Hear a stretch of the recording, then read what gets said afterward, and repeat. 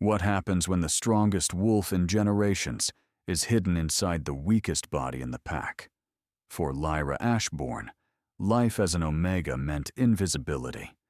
She cleaned the pack house, served meals with her head bowed, and endured the pitying glances of wolves who believed she would never shift, never run beneath the moon, never feel the pull of a mate bond. Born to beta parents who whispered anxiously whenever she entered a room, Lyra had learned to make herself small, to fade into corners, to survive on the edges of pack life where the powerful didn't bother to look. But when Alpha Caden Thornwood rejected her in front of 300 wolves during the Harvest Moon ceremony, when he severed their fated bond and chose the daughter of a neighboring Alpha instead, everything changed. And what happens next, no one was prepared for. Not the parents who had bound her power in infancy, not the cruel she-wolf who laughed as Lyra bled on the ceremonial stones, not the Alpha who would spend years regretting the moment he looked into Lyra's storm-gray eyes and said the words that would doom his pack.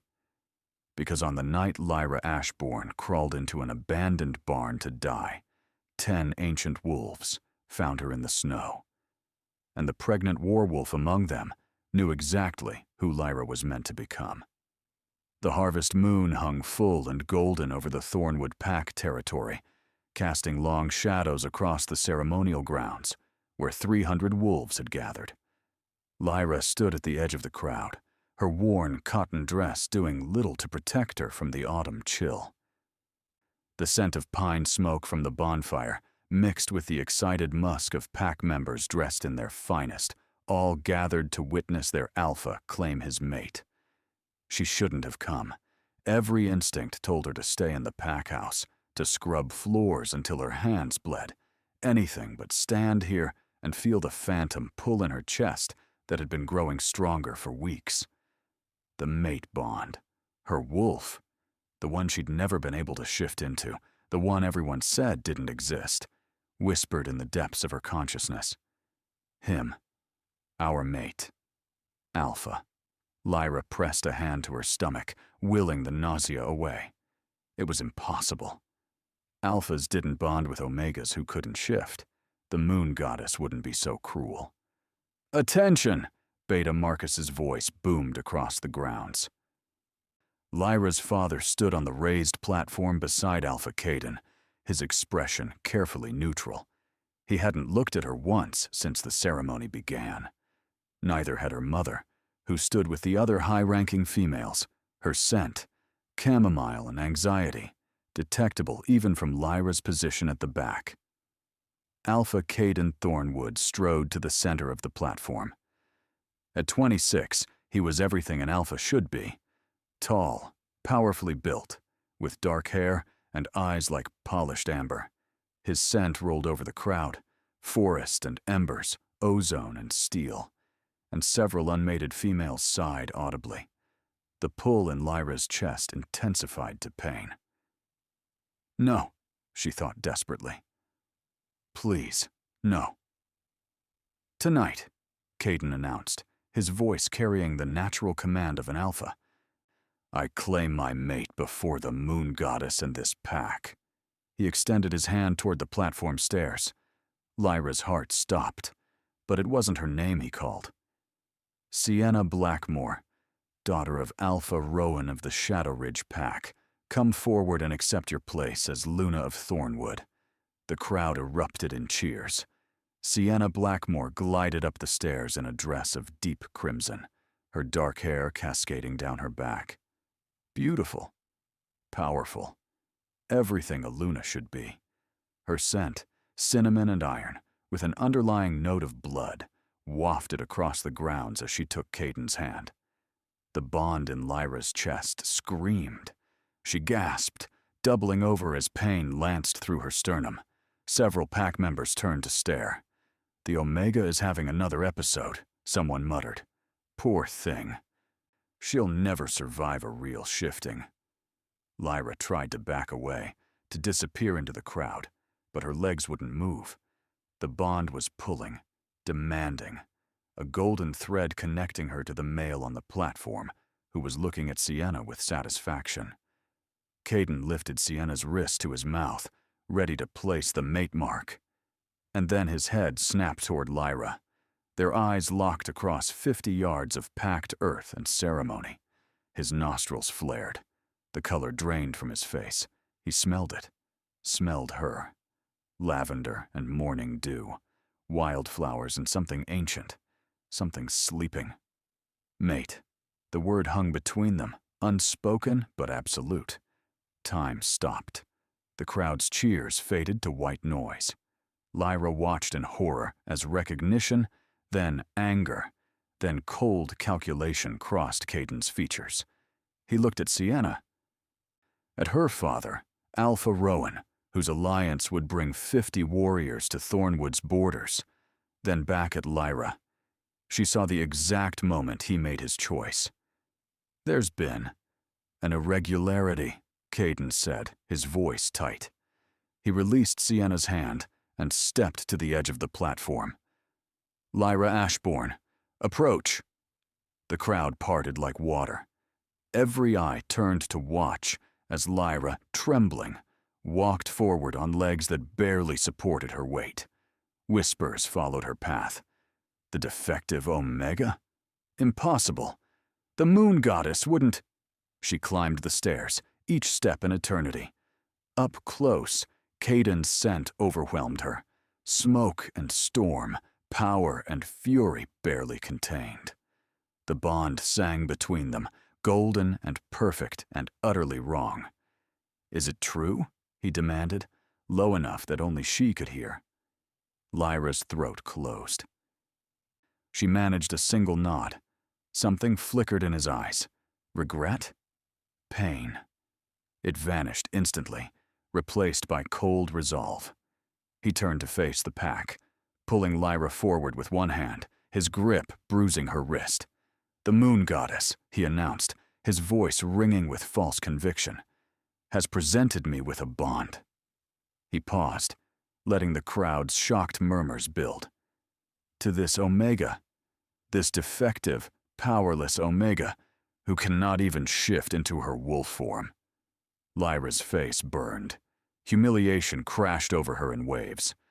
"But I am Alpha," Caden continued. "I am bound by duty to this pack. And this pack needs strength. An alliance with Shadow Ridge. Warriors who can actually defend our borders." He looked down at Lyra, and his expression was glacial. "Not a Luna who would shame us all." The bond began to fray. Lyra felt it like razor wire cutting through her chest. "No," she whispered. "Please, by my authority as Alpha of Thornwood," Caden declared, "and in the presence of the moon goddess and this pack, I reject you, Lyra Ashbourne, as my mate. I sever this bond. I deny the goddess's choice." The words hit her like physical blows. The golden thread connecting them turned to fire. Lyra screamed. Pain unlike anything she'd ever imagined tore through her body. The bond didn't simply break. It shattered, sending shrapnel through every nerve, every cell. She collapsed to her knees on the platform, gasping for air that wouldn't come. Through the agony, she heard Caden speaking the formal rejection vows, each word a nail in her coffin, heard Sienna's delighted laugh, heard her own mother's muffled sob. Blood trickled from Lyra's nose. Her vision blurred. "Remove her," Caden ordered. Hands grabbed her arms, pack guards, their sense neutral and professional. They dragged her down the stairs, her feet scraping against wood. The crowd parted again, but this time with disgust instead of curiosity. Rejected. Defective. Should have known the moon goddess made a mistake. They hauled her past the bonfire, past the pack house, toward the territory's edge. Lyra tried to speak, to beg them to at least let her gather her few belongings, but her voice wouldn't work. The bond's destruction had stolen everything. Her breath, her strength, her will. At the border, marked by ancient stones covered in wolf carvings, the guards released her. She crumpled to the frozen ground. "Alpha's orders," one guard said, his voice not unkind. "You're banished. Cross back into Thornwood territory, and you'll be killed as a rogue." "But I have nowhere," Lyra managed to whisper. "Should have thought of that before you tried to trap an Alpha with a false bond." False bond. The accusation drove into her heart like a blade. The guards shifted into their wolf forms, massive creatures of brown and gray fur, and loped back toward the ceremony, toward warmth and safety and pack. Lyra remained on the ground as the sounds of celebration faded into the distance. The temperature was dropping. November in the Northern Territories meant snow, and the sky already held that particular heaviness that preceded a storm. She had no coat, no supplies, no wolf to protect her from the wilderness that stretched endlessly before her. Behind her, only a few hundred yards away, stood the pack house where she'd been raised, where her parents still lived. Lyra forced herself to stand, stumbled back toward the lights. Maybe they would help. Maybe, despite everything, her mother would take pity. "Stop!" Her father's voice cut through the darkness.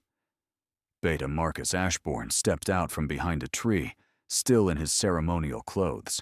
Her mother, Claire, appeared beside him, her face streaked with tears. "Dad," Lyra breathed. "Please, You need to leave," Marcus said flatly. "The Alpha has spoken. But I'll die out there. The storm, you've brought shame on this family." His scent had gone bitter with anger, and something else. Fear? The Alpha chose correctly. You are defective. A mistake. Lyra turned to her mother. "Mom?" Claire's expression crumpled. For a moment, Lyra thought she would reach out, would defy Marcus's cold command. "I'm sorry," Claire whispered. "We tried to protect you. We tried to keep you hidden. But the bond..." She shook her head. "You were never supposed to find your mate. Never supposed to shift. It was safer that way." "What?" Lyra stared at her parents. "What are you talking about?" "Go," Marcus said, his voice breaking slightly. "Before I have to report that you tried to return. Please, Lyra, just go." They turned their backs and walked away, leaving her alone at the border. The first snowflakes began to fall. Lyra looked at the wilderness, then at the pack territory, then at her hands. Small, unmarked by the calluses that came from manual labor. Omega hands. Useless hands. She had two choices. Stay and be killed. Or walk into the forest and die slightly more slowly. The bond's remnant still burned in her chest, a constant reminder of what she'd lost. What she'd never had. Lyra chose the forest. She walked until she couldn't feel her feet anymore. The snow fell heavier, erasing her footprints, blanketing the world in white silence. Trees towered overhead, their branches creaking under the weight of ice. Somewhere in the distance, a wolf howled, wild, not pack, and hunting. Her dress, soaked through with melting snow, clung to her skin. She'd lost feeling in her fingers an hour ago, maybe 2 hours. Time had ceased to have meaning. This is it, she thought distantly. This is how it ends. No grand fate, no destiny. Just an Omega who couldn't shift, dying alone in a forest because an Alpha chose power over the moon goddess's gift. Through the darkness, a shape materialized. A barn, ancient and half-collapsed, but still offering some shelter from the wind. Lyra stumbled toward it, pushing through the rotted door. Inside, moldy hay covered the floor. The roof had holes, letting in swirling snow, but one corner remained relatively dry. She collapsed into it, pulling what hay she could over her body for warmth that wouldn't come. The bond's pain had faded to a dull, constant ache. Or maybe she was just too cold to feel anything anymore. Lyra's eyes drifted closed. "I'm sorry," she thought to the wolf she'd never been able to shift into. I'm sorry you never got to run. In the depths of her consciousness, something stirred. A presence, ancient and vast, that had been sleeping for 22 years. Sleep, pup, a voice whispered, her wolf's voice, finally speaking. Sleep. They are coming. Who? But darkness claimed her before the answer came. Warmth. That was the first thing Lyra registered as consciousness slowly returned. She should be frozen, should be dead, but warmth surrounded her like a living blanket. And breathing. She heard breathing, deep, rhythmic, not her own. Her eyes flew open. Wolves. She was surrounded by wolves, massive ones, larger than any pack wolf she'd ever seen, with fur in shades of silver, charcoal, and winter white. They formed a circle around her, their bodies pressed close, sharing their body heat. Lyra's breath caught. She counted them. 1, 2, 3, 4, 8, 9, 10. 10 enormous wolves, all watching her with eyes that gleamed with intelligence, far beyond any normal wolf. She should have been terrified. Should have screamed, tried to run. But their scents, aged oak and winter snow, mountain stone and clear rivers, each distinct and somehow safe, calmed the panic rising in her throat. The largest wolf, directly in front of her, had fur like polished silver and eyes of pale gold. A male, clearly the alpha of this group, but not aggressive. Protective. You saved me, Lyra whispered. The silver wolf lowered his massive head in what could only be described as a nod. Beside him, a slightly smaller wolf with charcoal gray fur and a healing scar across one eye shifted. Not the full transformation into human form that took concentration and control, but a partial shift that allowed speech. We have been waiting for you, the scarred wolf said, his voice deep and resonant, for a very long time. Lyra's mind reeled. Waiting? But I'm nobody. I'm just an Omega who can't even shift. I was just rejected and banished. I'm the matriarch, said another voice. A white wolf with storm-gray eyes, a female, Lyra realized, lay to her right. Her belly was swollen with pups, pregnancy in advanced stages. I don't understand, Lyra said. The pregnant wolf's scent, wildflowers and moonlight, with an underlying note of ancient power, washed over Lyra. Your parents bound your wolf when you were an infant. They feared what you would become, what you are destined to become. My parents? Lyra's voice cracked. They knew? The silver wolf shifted then, his form flowing rather than cracking, bones restructuring smoothly until a man knelt where the wolf had been. He was older than Caden, perhaps 40, with silver-gray hair and a face marked by old scars. He wore simple leather clothes that had been stored somehow in his shifted form, an alpha's trick. When he spoke, authority resonated in every syllable. I am Theron Stormclaw, he said, commander of the Shadow Guard, and we have protected the northern territories for 300 years, waiting for you to return. Return? But I've never. Not you, specifically. Theron gestured to the other wolves, who remained in their forms, watchful and patient. The matriarch, the first wolf, she is born once every 1,000 years in times of great need. His pale eyes bored into hers. And you, Lyra Ashbourne, are her latest incarnation. The words made no sense. Lyra shook her head, trying to clear the fog. There must be a mistake. I can't even shift. I'm powerless. You are not powerless. The pregnant white wolf spoke again, her voice gentle.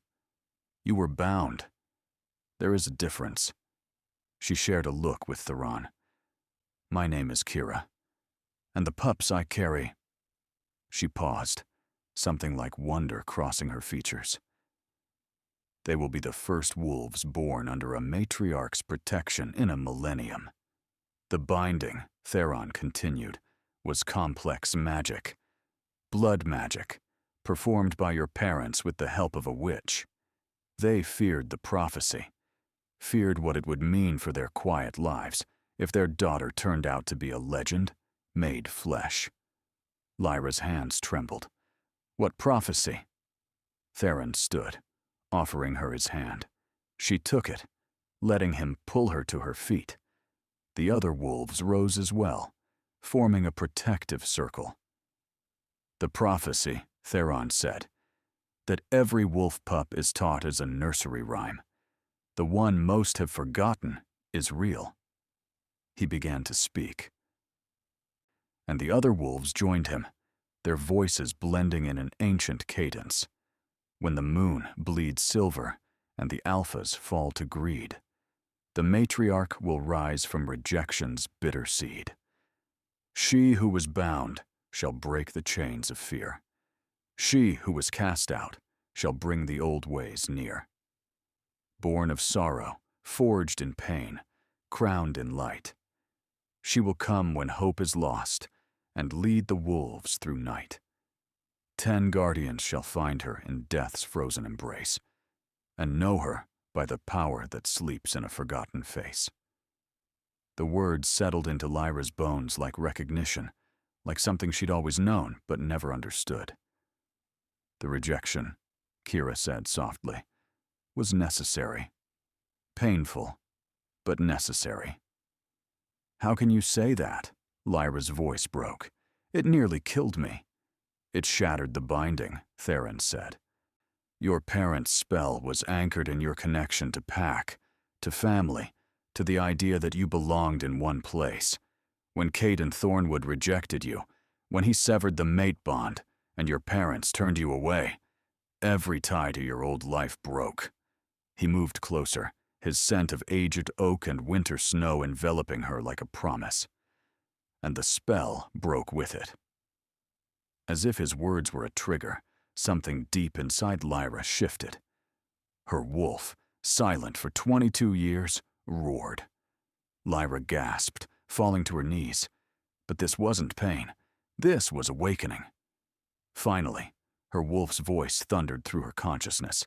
Finally, I'm free. What's happening? Lyra clutched her stomach as power rolled through her in waves. Your wolf is waking, Theron said, dropping to one knee beside her. His hand settled on her shoulder, steadying her. Do not fight it. Let her emerge. I don't know how. Yes, you do, her wolf insisted. We have always known. They suppressed us, but the knowledge remains. Trust me, Lyra. Trust yourself. The barn suddenly felt too small. Lyra staggered outside into the snow, the shadow guard following. The storm had passed. Above, the moon hung huge and silver, bathing the forest in ethereal light. And inside, Lyra, the dam finally broke. Power flooded through her, not the subtle, quiet power of submission, but the overwhelming force of dominance, of command, of something so old and primal it made the very air vibrate. Oh gods, she whispered. Her bones didn't snap, they flowed. Muscle and sinew restructured, expanding, strengthening. Fur erupted along her arms, her legs, spreading in waves of silver white that caught the moonlight like captured starlight. Her senses exploded. She could smell everything, could hear a rabbit's heartbeat 200 yards away, could taste the iron in the snow where deer had passed hours before. The transformation built to a crescendo. Lyra felt herself growing, felt her form expanding beyond anything she'd imagined. Larger than the shadow guard. Larger than any alpha. And when the shift completed, when she stood on 4 massive paws in the snow, the wolf that looked back from the reflection in a frozen puddle was mythical. Silver-white fur that glowed faintly in the moonlight. Eyes that had shifted from storm gray to brilliant violet, swirling with power. She stood at least a head taller than Theron's wolf form, and her presence radiated outward like a shock wave. "We are free," her wolf said, and this time Lyra felt the words in her own throat. She opened her mouth and howled. The sound shook the trees. Birds erupted from branches. The snow itself seemed to vibrate in response, and in the distance, miles away, back in Thornwood territory, she heard an answering howl. Shocked, terrified. They'd heard her. Every wolf in the northern territories had just heard her. The Shadow Guard shifted as one into their wolf forms and joined her howl, their voices harmonizing with hers in a song of welcome, of homecoming, of prophecy fulfilled. When the echoes faded, Theron shifted back to human form. "You are no longer Lyra Ashbourne, the rejected Omega," he said, his voice thick with emotion. "You are the matriarch. You are our queen. And we have waited 300 years to say these words. Welcome home." Lyra shifted back, the transformation smooth and natural now, her body remembering what had been stolen from it. She stood naked in the snow, but didn't feel the cold. Power insulated her, warming her from within. Kira, still in wolf form, approached and gently took Lyra's hand in her mouth, tugging her toward the barn where someone had left clothes, prepared for this moment, for her awakening. As Lyra dressed in the soft leather pants and tunic that fit perfectly, she felt her consciousness expanding. She could sense the Shadow Guard's emotions now, their joy, their relief, their fierce protectiveness. Could feel Kira's pups moving in her womb, already recognizing their matriarch's presence, and beyond, faintly, she could sense other wolves, hundreds of them. Packs and rogues and lone wolves, all suddenly aware that something fundamental had shifted in their world. She emerged from the barn to find the Shadow Guard, all in human form now, kneeling in the snow. 10 warriors. 4 females, 6 males, each scarred and powerful and ancient in ways she was only beginning to comprehend. "Rise," she said, the command in her voice as natural as breathing. "Tell me your names. Tell me who you are." They stood as one. Theron stepped forward first. "Commander of the Shadow Guard, I have led these warriors for 2 centuries. Next came Kira, her hand resting on her swollen belly. "Guardian of life, I carry the first pups to be born under a matriarch's reign. A massive male with dark skin and eyes like amber. Darius Ironhide. Guardian of strength, a lean female with copper hair and a vicious scar down her neck. Sarah Swiftrunner, guardian of speed." On and on they went, each introducing themselves, each bearing titles that spoke of their roles. Orin Earthshaker, Mira Nightwhisper, Castor Bloodmoon, Lyanna Frostborn, Ronan Stormseeker, and finally, Vale, the last male said. He was younger than the others, perhaps early 30s, with black hair and silver eyes. His scent, rain on stone and distant thunder, made something in Lyra's newly awakened instincts sit up and take notice. "I am Guardian of Shadow, and I have—" He paused, something vulnerable flickering across his features. "I have seen your face in dreams since I was a boy." The air between them crackled with recognition. Not a fated bond. Those were rare, and not always between compatible souls. But something else. Something chosen. Something that could grow into forever if nurtured. "The matriarch," Theron said, drawing her attention back to the group, "does not have a fated mate. She chooses her consort, if she wishes to choose at all." Lyra looked at Vale, at the careful hope in his silver eyes, and felt her wolf's approval. Later, her wolf said, "First we learn, then we choose." "Tell me everything," Lyra commanded, her voice ringing with newfound authority. "Tell me what I am. What I can do. What we face. And in the ruins of that abandoned barn, under the watchful moon, the shadow guard told her the truth. The days that followed blurred together in a cascade of revelation and training. The shadow guard had made a camp deeper in the forest, far from pack territories, where Lyra could learn to harness her power without observation. She discovered that her abilities extended far beyond shifting. She could feel every wolf within a 100-mile radius, their emotions, their pain, their joy. When Kira went into labor on the 5th day, Lyra instinctively reached out with her power and eased the mother's pain, guided the pups safely into the world. 4 healthy pups, 2 males, 2 females, who opened eyes of brilliant violet and immediately recognized their matriarch. "They're marked," Sarah said in wonder, pointing to the crescent moon shape on each pup's forehead. "Born under your protection." Lyra could command with her voice, could force wolves to submit or embolden them with courage. When she howled, she could communicate across impossible distances. Her senses were so acute, she could taste lies in the air, could smell fear and desire and rage. But perhaps most surprising were her combat abilities. "You need to learn to fight," Darius announced on the morning of the 3rd day.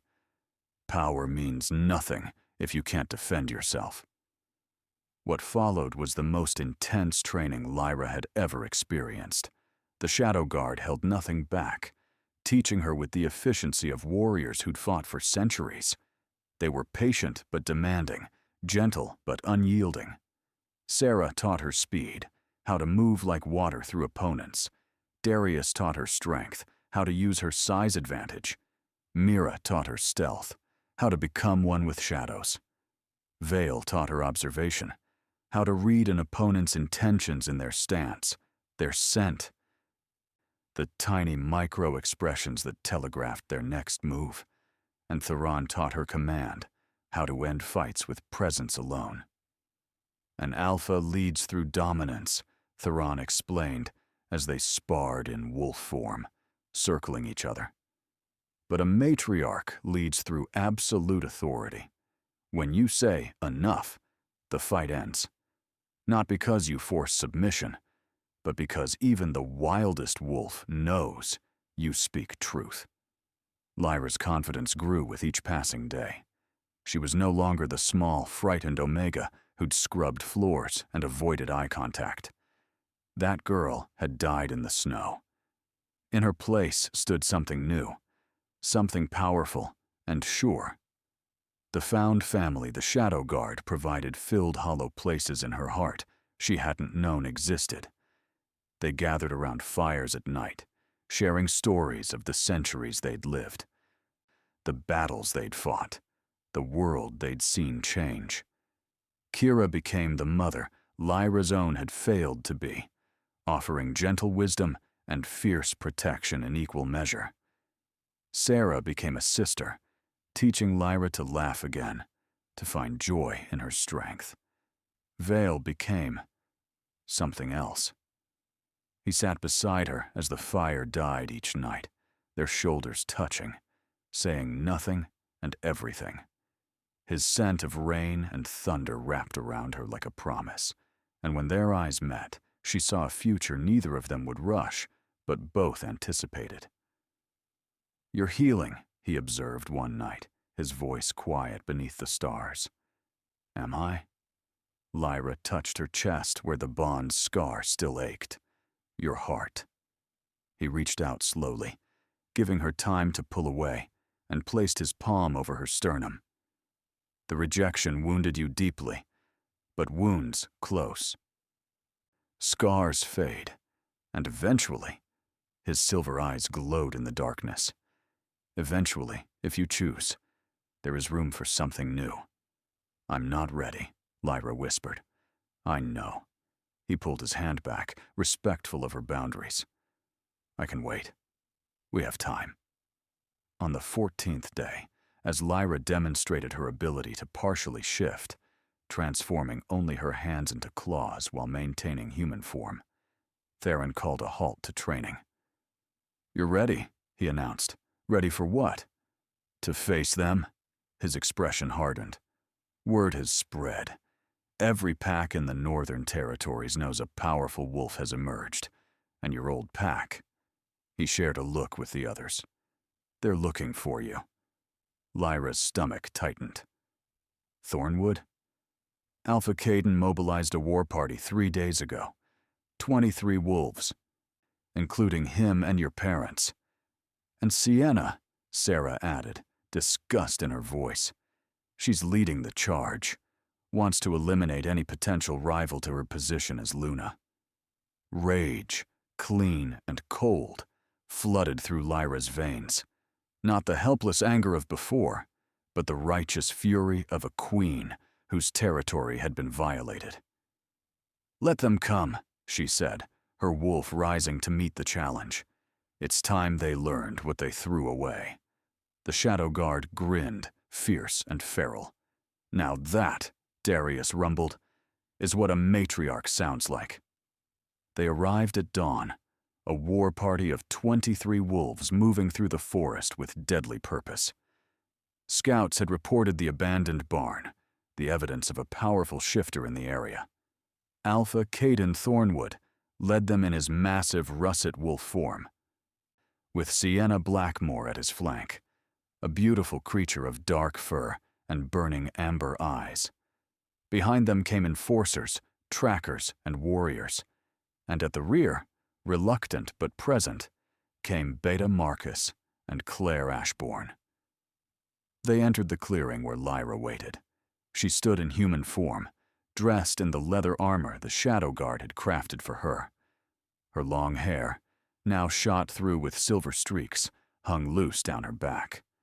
Power radiated from her in visible waves that made the grass bend. Behind her, the Shadow Guard waited in the tree line, watching. Ready. Caden shifted first, standing naked and unashamed as alphas often did when demonstrating confidence. Sienna followed, though she'd tied a wrap around her waist, a practical concession. Lyra Ashbourne. Caden's voice held disbelief. "You survived." "Did you want me to?" Lyra asked mildly. His expression flickered with something that might have been guilt. "You look different." "I am different. The question is, why are you here, Alpha Caden? This is neutral territory. You have no claim here."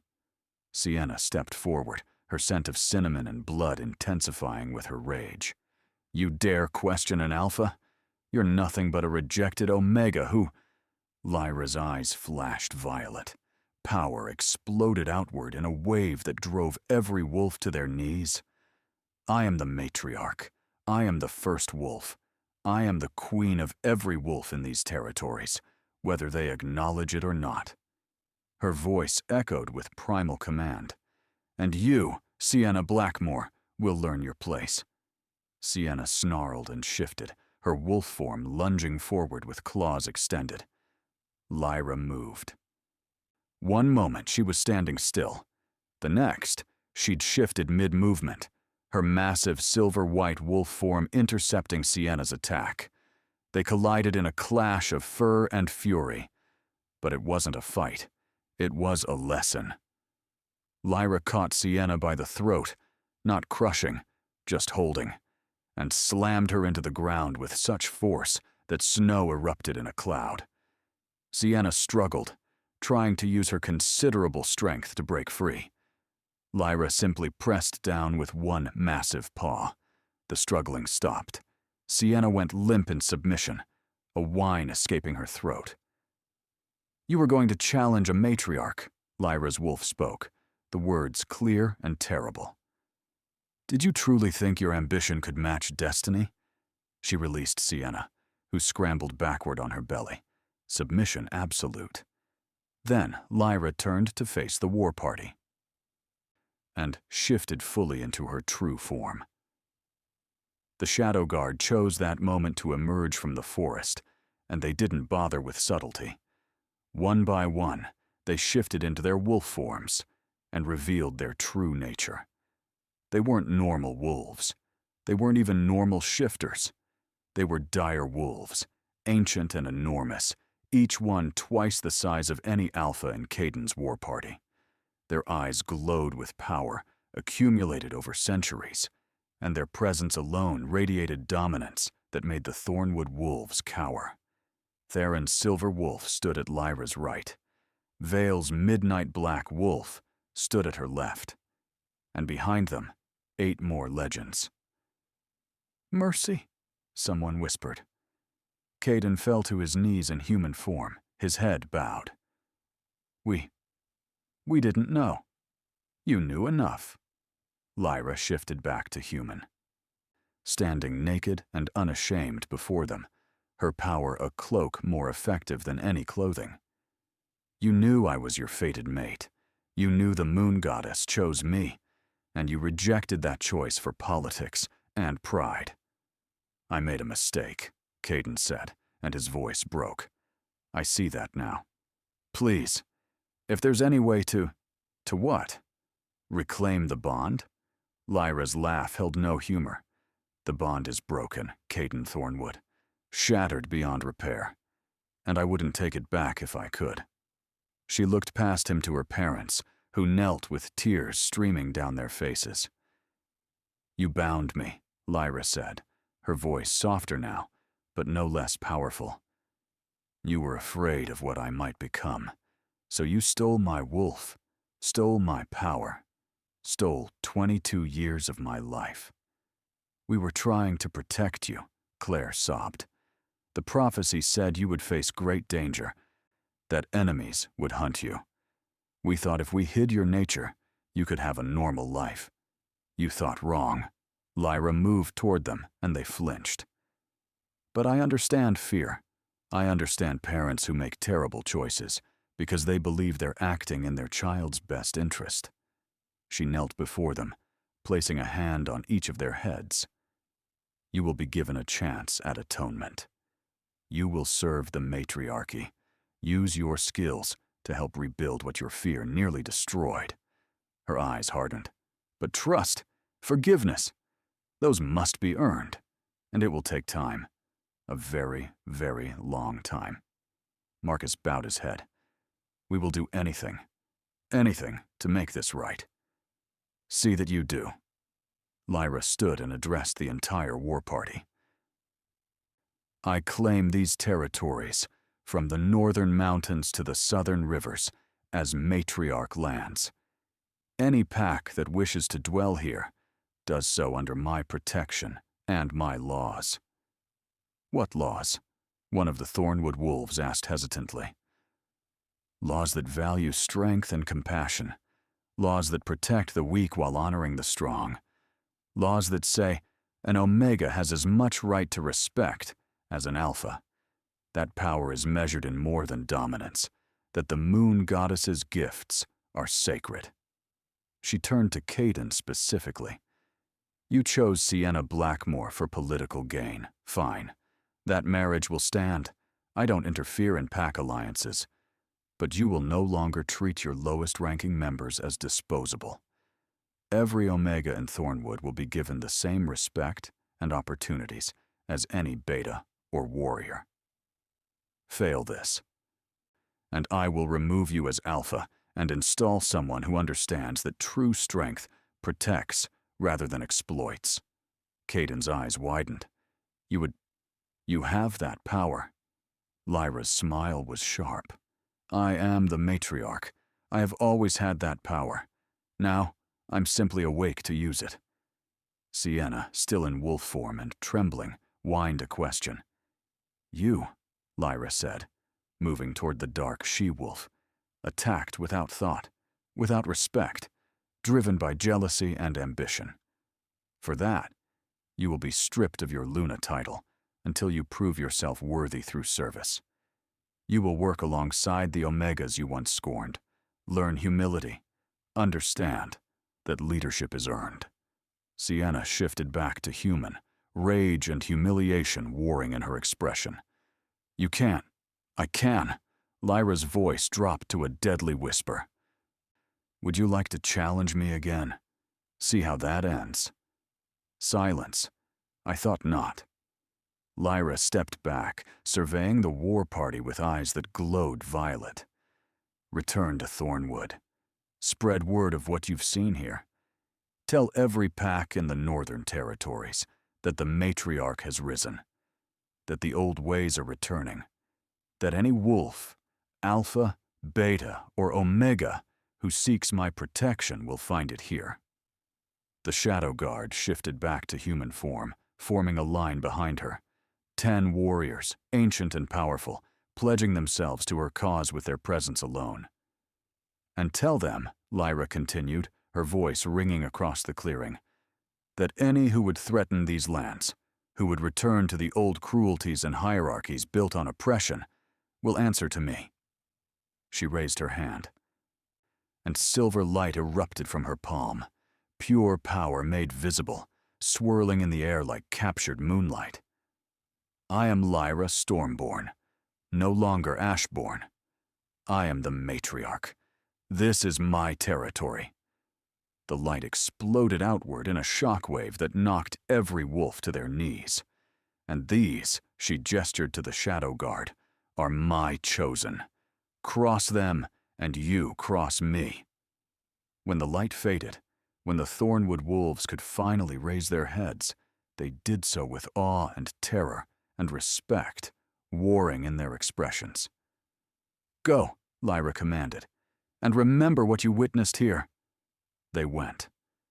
The entire war party retreated in submission, carrying with them a story that would spread through every pack in the territories by nightfall.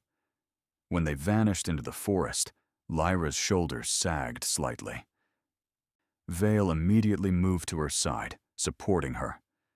That was well done, Theron said, pride evident in his voice. Was it? Lyra looked at the place where her parents had knelt. I wanted to hate them, wanted to make them suffer as I suffered. But you didn't, Kira said, Kira's newest pups sleeping in a sling across her chest. You chose justice over vengeance, rehabilitation over punishment. That is why you are the matriarch. Vale's hand found Lyra's, their fingers intertwining, his scent of rain and thunder wrapped around her, grounding her.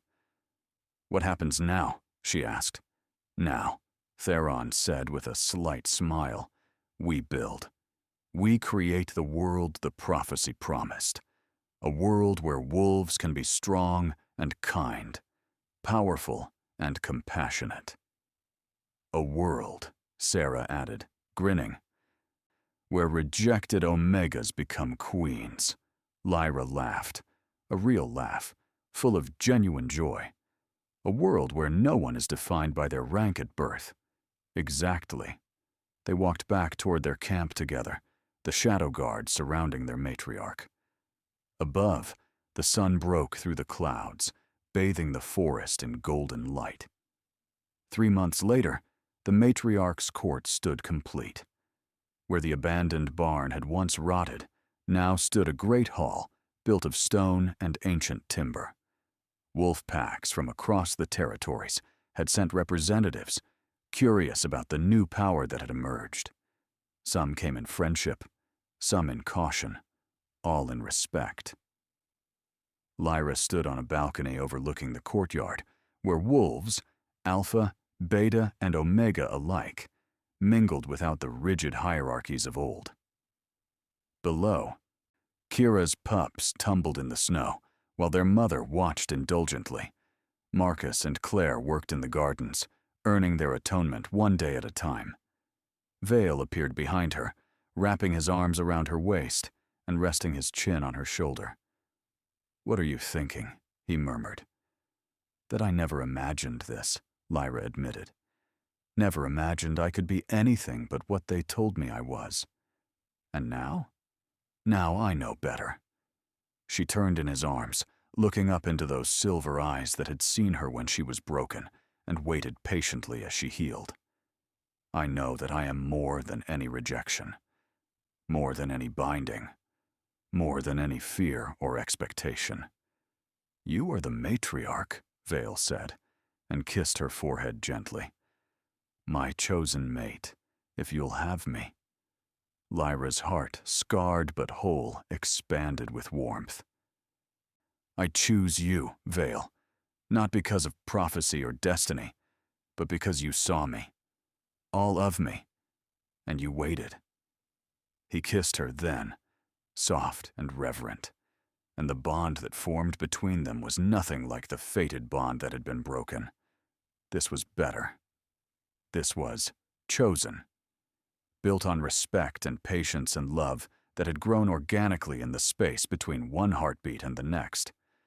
When they broke apart, Lyra noticed figures at the gate, new arrivals, a small pack of rogues, led by a scarred female carrying an infant.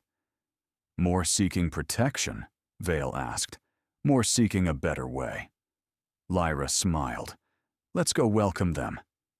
They descended together, joined by the Shadow Guard, and as Lyra walked through her court, she felt the weight of her crown, not a physical one, but the responsibility of leading, of protecting, of building something better than what had come before. She was no longer the rejected Omega. She was the matriarch, and her story was just beginning. Because on the horizon, as the first blood moon in a century began to rise, ancient enemies stirred. Powers that had slept, believing the matriarch line extinct, now woke to find their greatest threat reborn. But that was a battle for another day. Tonight, Lyra celebrated her found family, her chosen mate, and the impossible journey from death's door to destiny's throne. And she would face whatever came next with the strength of 10 guardians at her back, the love of a patient warrior at her side, and the power of 1,000 years flowing through her veins.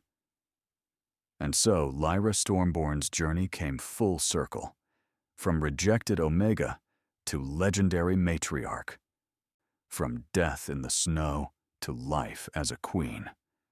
She learned that our greatest power often emerges from our deepest wounds, that family is found rather than given, and that the titles others assign us matter far less than the identity we forge for ourselves. What happened to Lyra could happen to any of us in metaphor. We might be underestimated, cast out, told we are less than we are. But within each rejection lies the potential for transformation, if we're brave enough to walk through the fire and emerge remade. What did you think of Lyra's transformation? Have you ever felt underestimated, only to prove everyone wrong? Share your thoughts in the comments below. And if you enjoyed this story of second chances and hidden power, please hit that like button. It helps me create more content like this. Don't forget to subscribe and ring that notification bell so you never miss the next chapter. Because Lyra's story isn't over. The blood moon rises, ancient enemies wake, and the matriarch will face her greatest test yet. What do you think the blood moon signifies? What enemies might challenge the new order? Let me know your theories in the comments. Thank you for listening to this tale of wolves and destiny, rejection and rebirth. We'll see you in the next chapter, where the true battle begins. Until then, remember, you are never as powerless as others would have you believe.